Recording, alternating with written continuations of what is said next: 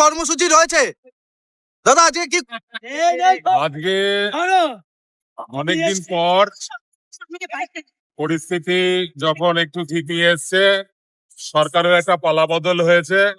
এই পালাবদলের পরে যাতে চারিদিকে রাজ্য জুড়ে যাতে দীর্ঘ 15 বছরের যে তৃণমূলের অত্যাচার, বঞ্চনা, এর বিরুদ্ধে যাতে কোনো রকম ক্ষোভের বহিঃপ্রকাশ না ঘটে, সেই জন্য আমাদের রাজ্য সভাপতি স্বয়ং নির্দেশ দিয়েছিলেন যে বিজয় যে মিছিল, সেই মিছিল কিছুটা সময়ের জন্য স্থগিত থাকবে।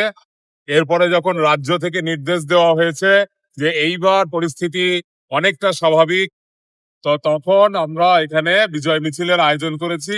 আমাদের কৃষ্ণনগর উত্তর বিধানসভার যে গণদেবতা, যারা ভারতীয় জনতা পার্টির পদ্মফুল চিহ্নের প্রার্থীকে বিপুল ভোটে আশীর্বাদ করেছেন, তাদেরকে ধন্যবাদ জ্ঞাপন, তাদেরকে সম্মান জ্ঞাপন করার জন্য আজকে কৃষ্ণনগরের রাজপথে আজকে ভারতীয় জনতা পার্টির যারা লড়াকু যোদ্ধা, দীর্ঘদিন ধরে এই স্বৈরাচারী সরকারের বিরুদ্ধে লড়াই করে চলেছে, প্রাণপণ লড়াই, যে আজকের এই দিনটার জন্য এখানে জাতীয়তাবাদী রাষ্ট্রবাদী ভারতীয় জনতা পার্টির সরকার প্রতিষ্ঠিত করে প্রান্তিক গরিব মানুষ, সাধারণ মানুষকে সুশাসন পৌঁছে দেওয়ার জন্য যে লড়াই, তারা সকলে আমরা সমবেত হয়েছি।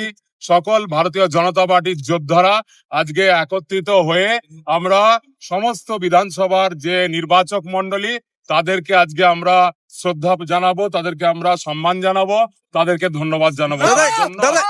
দাদা এই বছরে দাদা